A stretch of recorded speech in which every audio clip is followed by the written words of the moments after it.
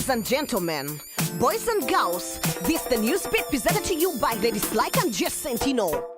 Follow the beat from the studio to the street. Info with the flow keeps you sharp and in the know. Sit back, relax, enjoy the news. Follow. What would you do if you were on the streets helpless? A street child without a meal or a friend and homeless.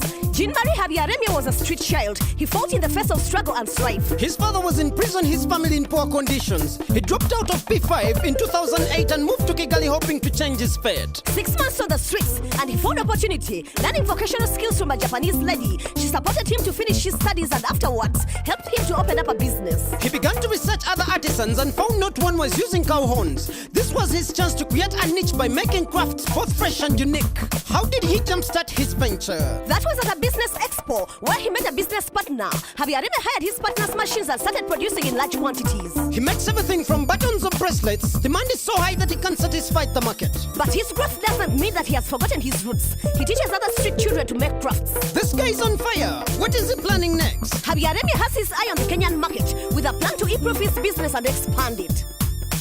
In recent years, the 21st of February has become a national holiday in Zimbabwe, as the special day marks the birthday of the country's long-serving president, Robert Mugabe. The ZANU-PF authorities say the day should be celebrated like Christmas, and are reportedly known to force villagers to donate to the birthday bash. This year, Zimbabweans were urged to give at least 150 heads of cattle as donation to cater for about 100,000 guests that are expected at the occasion. The Zimbabwean government says the donations are voluntary except for large-scale farmers in Matabeland who have to donate a cow each in appreciation of the revolutionary veteran. However, choosing Matopa National Park in Matabeland as the venue for this year's celebrations has been viewed as a provocation because of President Mugabe's past transgressions, as the Ndebele community of Matabeland still bear painful memories of the Gukurahundi conflict that claimed lives of over 20,000 civilians in the 1980s. Between 1983 to 1987, thousands were butchered by Mugabe's notorious 5th Brigade, as suspected dissidents belonging to the rival nationalist party ZAPU were indiscriminately eliminated.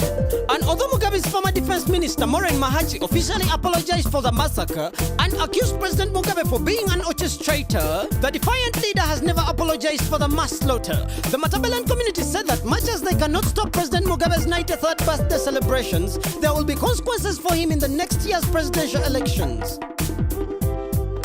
Nice art is being made by death row inmates. Our reporter MC Yala is here with more details. As more countries continue to abolish the death penalty, art has become a common voice for death row convicts in many global correctional facilities, as it offers them an opportunity to express themselves and define their own identity. Art has also become a new front for swaying public opinion and has created debate over the fairness of the death penalty, from politics to religion. Kenneth Rims, who is a death row inmate in Arkansas awaiting his execution date, has become a prolific artist with his works, especially targeting the issue of capital punishment. Some death row inmates have also been engaged in successful art collaborations like the artwork of college student Holly Caden and Harold Nichols, who is awaiting execution. Their work has been shown in New York's Apex Art Gallery and many other exhibitions. The Artreach project has also collected art pieces from death row inmate Keith Lufa, including his prize art piece, The American Car.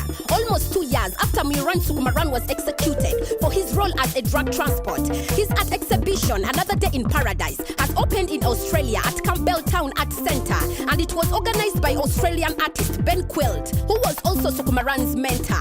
Art has not only provided personal rehabilitation and therapy, but has also given the death row inmates continuity beyond their death penalty.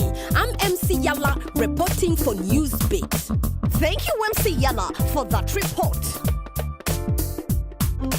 Africans often complain that they don't know their history. Without knowledge of past, how can we build our identity? History is usually subjective, everyone caring about their own objectives. When the West came, they brought the religion, and soon we are learning to pray and forget our traditions. Old stories told by our grandparents are now lost. We might remember our Independence Day at most. Across Africa, it's the same problem, mostly because we used not to have a writing system. In 1964, UNESCO's African members addressed this issue. They complained history had put them at the end of the quake. They needed to regain their history and break free from false identity. Over 300 researchers, historians, mostly Africans, contributed to this amazing work, which took 35 years to come about. 1999 marked the end of phase 1. The general history of Africa was finally done. Almost 8,000 pages that date back to prehistoric times, when Africa witnessed the birth of humankind.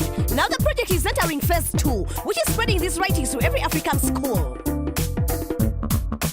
That was the news on the beat. Next week will be another hit. Still ladies like I'm Jay Sentino, reporting live and direct with love and respect.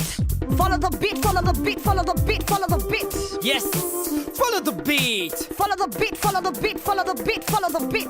Yes, follow